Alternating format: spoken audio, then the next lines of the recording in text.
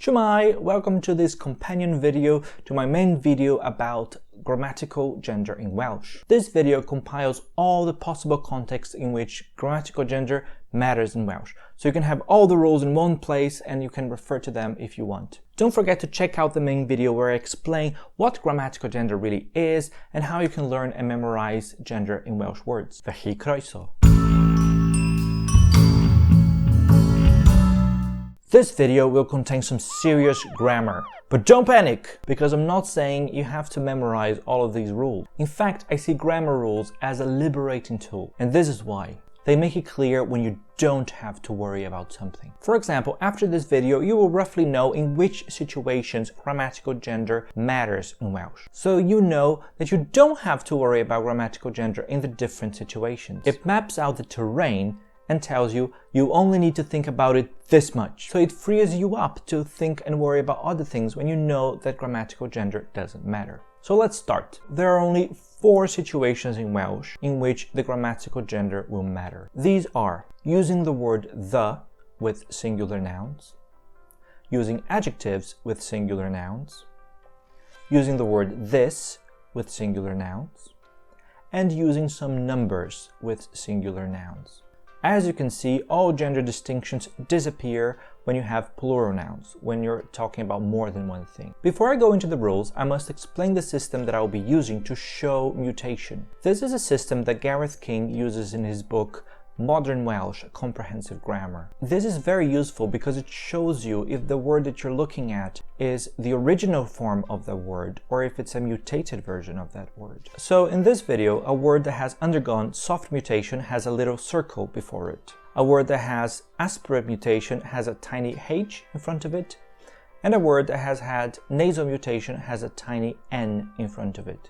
He also uses this system to mark which words trigger mutations. So words that trigger a soft mutation will have a circle after it. And the same thing happens for words that cause aspirate mutation, that have a tiny h after it, and nasal mutation. These words have a tiny n after it. So let's take a look at the 4 situations. The first one is using the word meaning the, with singular nouns. This word will trigger soft mutation in feminine nouns. That's why it has a pink circle. So the masculine word tea will remain the same when we say the house because it resists that soft mutation trigger. On the other hand, a feminine word like cadair will undergo soft mutation. So the chair is a gadair.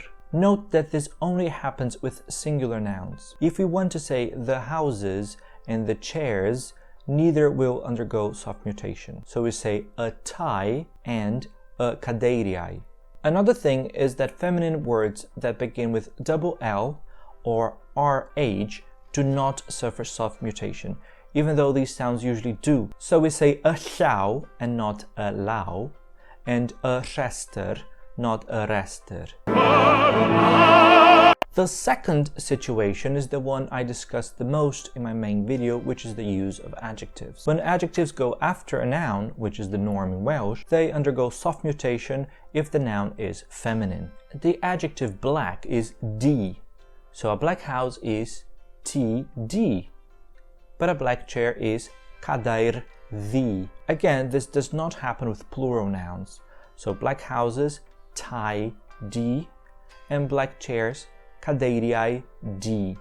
When I say adjective, I'm talking about all sorts of modifiers, words that come after the noun to change its meaning. So they may be different kinds of words, and they will still undergo soft mutation if they come after feminine nouns. For example, a living wage is cyflog bil, and because the word cyflog is masculine, there is no soft mutation after it. But a living room is ystafell fyw, with a soft mutation after the feminine noun ystafell. Let's see a different kind of modifier word. A bread board is bwrdd bara, but a bread knife is cyllell fara. Note that it doesn't matter if the words living or bread are masculine or feminine. What matters is the gender of the main word that is being modified. Again, this mutation doesn't happen with plural nouns, so living rooms is ystafelloedd bil, and bread knives is cyllell bara. Note that no mutation happens if the modifier word is a proper noun, the name of a person or a place. For example, the word senydd is a feminine noun, but we say senydd Cymru and not senydd Gymru. This used to work differently, so we have many place names in Wales that are called Llanfair, meaning St. Mary's Parish. Here the word Mair, Mary, has mutated after the feminine noun llan. As I mentioned in my other videos centuries ago, Welsh used to have masculine and feminine adjectives, just like French and Spanish, but these were lost over the centuries. However, there are still a few adjectives that have feminine and masculine forms, and many of them are quite commonly used. Many of them are colors. For example, white. So we have the masculine form gwyn and the feminine form gwen. So a white house is tŷ gwyn, and a white chair is cadair wen, with the feminine adjective still undergoing soft mutation.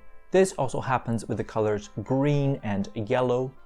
So this book, for example, is called The Green Man and uses the word gwyrdd, but the Green Party is called Plaid Werdd.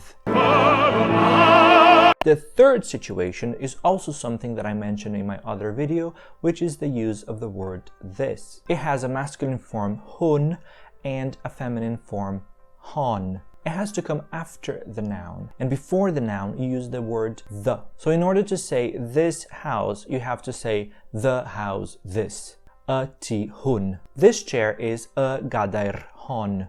We also have gendered forms of that, hwnnw and honno. A tŷ hwnnw, a gadair honno. In the plural, when you say these chairs or these houses or those chairs or those houses, gender doesn't matter. These is hyn and those is hynny. However, in the spoken language, people say ama for this or these and ana for that or those, and in which case gender doesn't matter.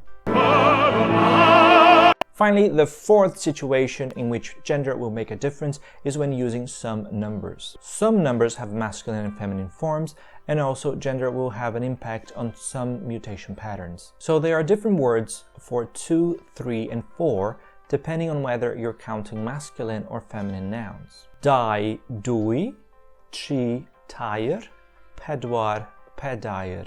There is only one form of the word one, but it triggers gendered mutation patterns. One is always in, but it triggers soft mutation only in feminine singular nouns. Just like the word the, in ti, in gadair. Just like in doesn't mutate double L or RH, so we say in llaw and not in law. What about the other numbers? They will also trigger mutations. The number 2 will mutate everything, so both dau and dwy are followed by soft mutation. Dau di, dwy gadair. Remember that we use singular nouns after numbers. The number 3 will trigger aspirate mutations only in masculine nouns. So we say tri thi, but tair, cadair.